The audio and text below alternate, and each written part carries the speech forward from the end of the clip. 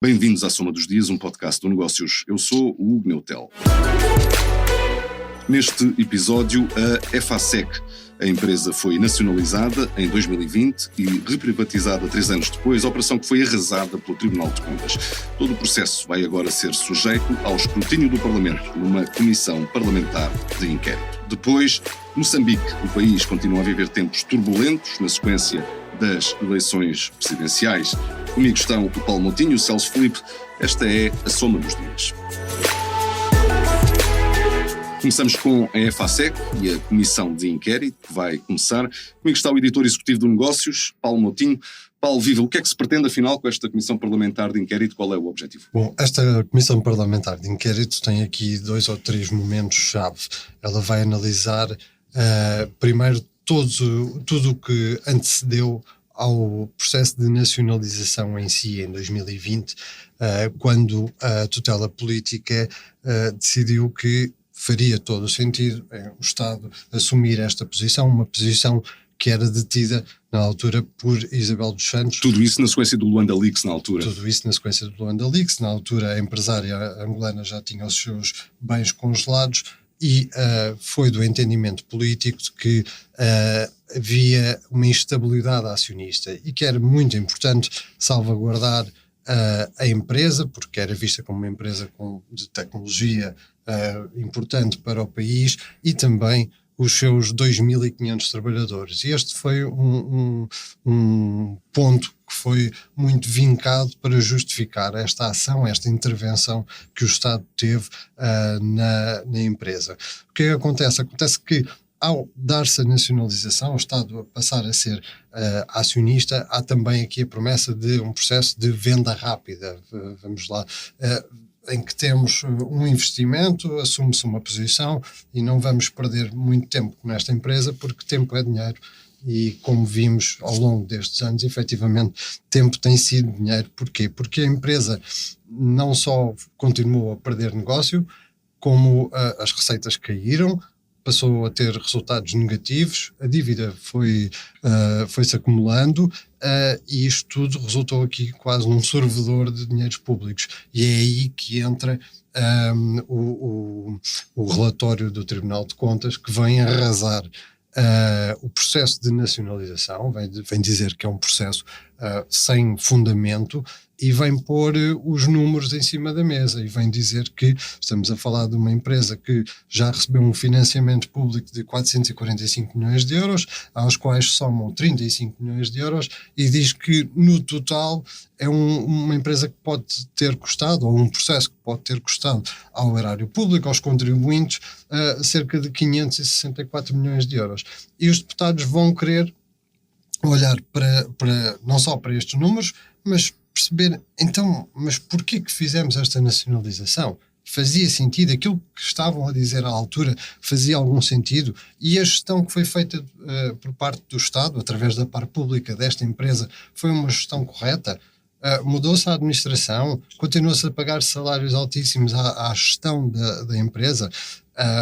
Pelo que o Tribunal de Contas nos diz, sim, foi exatamente isto que aconteceu e por isso é que temos um buraco desta dimensão. Mas esta CPI depois vai evoluir e vai centrar-se também no segundo momento da privatização. Momento. Exatamente, que é o momento da privatização. Nós sabemos que houve uma primeira tentativa de venda, a tal tentativa de venda rápida da EFASEC, em que houve dezenas de interessados. Depois o número à medida que o processo ia avançando, o número foi-se reduzindo. Houve aqui um acordo para a venda à ADST, depois o processo acabou por voltar à estaca zero e foi lançado um novo processo de reprivatização. O que acontece? Nesse segundo processo de reprivatização, acabamos por ter o Estado a entregar a empresa, se calhar é a melhor expressão, a entregar a empresa a um fundo alemão, a Mutares, e a utilizar aqui alguns critérios que também são colocados em causa pelo Tribunal de Contas, nomeadamente o facto de a escolha ter recaído sobre um comprador que oferecia uma taxa de rentabilidade mais elevada para o Estado. O que é que o Tribunal de Contas nos diz também? Ao escolher este comprador e ao focar-se nesse potencial retorno, o Estado também veio, ou neste caso o Governo, a decisão política, também veio a criar aqui grande incerteza sobre esse retorno. E o que já tivemos a indicação por parte do ex-ministro da Economia, responsável pela parte da reprivatização, António Costa Silva, foi a assunção de que dificilmente vamos recuperar o dinheiro que pusemos nesta empresa. É isto tudo que vai estar em causa nesta CPI.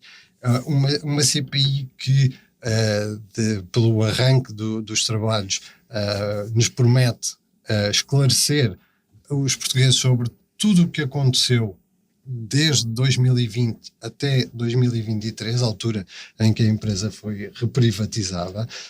A promessa foi-nos deixada por Nuno Simões de Melo, que é o deputado do Chega, que foi eleito presidente desta CPI e que seguiu aqui o pedido feito pelo Presidente da Assembleia da República de que vamos ter uma CPI célere. Normalmente nós sabemos que em Portugal as comissões parlamentares de inquérito arrastam-se por meses, acabam por ter dezenas ou mesmo centenas de individualidades que querem ser ouvidas. Aqui, se calhar, ou que são mesmo sem quererem, às vezes. Ou que são sem quererem. Aqui nós sabemos que vamos ter muitas individualidades a ouvir. Obviamente, Pedro Cisa Vieira, que era Ministro da Economia na altura da nacionalização, António Costa Silva, Ministro da Economia na altura da reprivatização, são aqueles que vão estar sob os holofotes desta CPI. Uma CPI que procura encontrar, perceber os erros que se cometeram, quem é que cometeu esses erros, porque há aqui o pendor político, quais foram as decisões políticas que nos levaram até aqui, e é curioso que a tomada de posse desta CPI tenha acontecido exatamente no mesmo dia em que tivemos no Parlamento um debate quinzenal, em que Luís Montenegro, Primeiro-Ministro, parece dar-nos já aqui uma pista de quem é que cometeu um erro em todo este processo. Em resposta ao PS, teve aqui uma frase que é: não vamos criar mais EFASECs em Portugal. Eu acho que isto diz tudo. Obrigado, Paulo Moutinho. E a CPI à EFASEC e agora Moçambique. Foi em outubro que Moçambique foi a eleições escolher o novo chefe de Estado e desde então o país vive numa tensão crescente, tensão política e social, que nesta semana, com a tomada de posse de Daniel Chapo e acompanhada de várias manifestações, culminou em milhares de detenções e pelo menos 300 pessoas mortas. Comigo está o Celso Filipe, diretor adjunto de Negócios. Viva, Celso. Há poucos dias escrevias que Moçambique estava no abismo. A situação parece não ter melhorado desde então. Há motivos para recear que se possa tornar ainda mais preocupante? É uma pergunta para a qual eu não tenho uma resposta definitiva. Neste momento há uma situação de impasse. Eu julgo que poderá haver alguns sinais do que é que acontecerá durante as próximas semanas quando o Daniel Chapo, o presidente eleito, nomear e escolher as figuras do seu novo governo.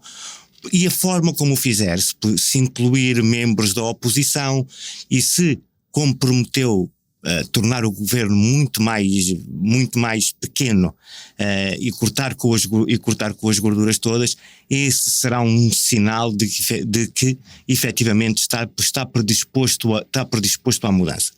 O que acontece é que, por outro lado, Venâncio Mondlane, o candidato que diz ter sido ele eleito o presidente, não dá sinais de trégua.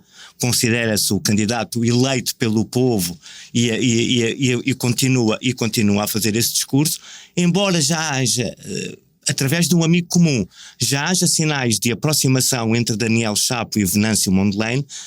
Ainda estamos por saber como é que esse namoro vai terminar. Eu julgo que as manifestações vão continuar durante pelo menos as próximas semanas, até se perceber efetivamente qual é que é o desejo de mudança de Daniel Chapo.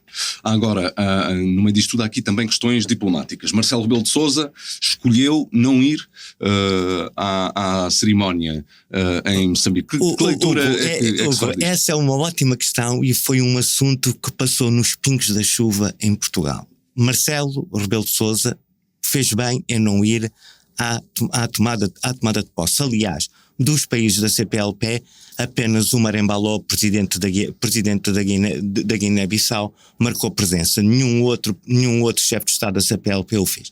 Mas Marcelo também não arriscou sequer a ir a Moçambique por uma razão que passou despercebida, e daí que eu tenho usado a expressão pingos da chuva, e passo a lembrar. O Parlamento recomendou há uma semana, no dia 7, se a memória não me falha, ao Governo que não reconhecesse os resultados de Moçambique, os resultados eleitorais de Moçambique. Este projeto de resolução foi apresentado pela Iniciativa Liberal, foi aprovado com os votos favoráveis do Chega, da própria Iniciativa Liberal, do Bloco de Esquerda e do LIVRE. O que é que o PSD e o CDS fizeram? Abstiveram-se. E o PCP votou contra. Ou seja, se no caso de querer ir a Moçambique à tomada de posse, Marcelo teria que pedir autorização do Parlamento. Se repetisse a votação deste projeto de resolução, o que é que acontecia? Marcelo não iria a Moçambique. Isto é grave de dois pontos de vista. Por um lado, significava um desrespeito de uma decisão de Marcelo, mas é também um problema do Governo. O Governo que enviou à tomada de posse o seu Ministro dos Negócios Estrangeiros vê os partidos que o suportam no Parlamento absterem-se nesta matéria. Não faz absolutamente sentido algum. Não sei o que é que passou pela cabeça dos deputados do PSD e do CDS-PP que tiveram uma posição oposta àquela do governo que suportam e que foi materializada na ida de Paulo Rangel à tomada de posse. Foi uma leviandade que poderia ter custado cara de duas maneiras. Por um lado a Marcelo, e Marcelo Rebelo de Sousa iria passar uma vergonha, eufemisticamente falando, e o governo iria ter um grande problema para explicar como é que um governo que envia o seu ministro dos Negócios Estrangeiros, ao mesmo tempo tem o seu grupo parlamentar a dizer que o Presidente da República não pode ir. Ainda bem que Marcelo não foi, porque também evitou-se uma crise política em Portugal. Veremos como decorrem os próximos episódios. Obrigado, Celso, obrigado, Paulo. Assim termina mais um episódio da Soma dos Dias. Marcamos encontros para de hoje a 8, porque em todas as semanas há histórias para contar. Obrigado por ouvir. Até lá.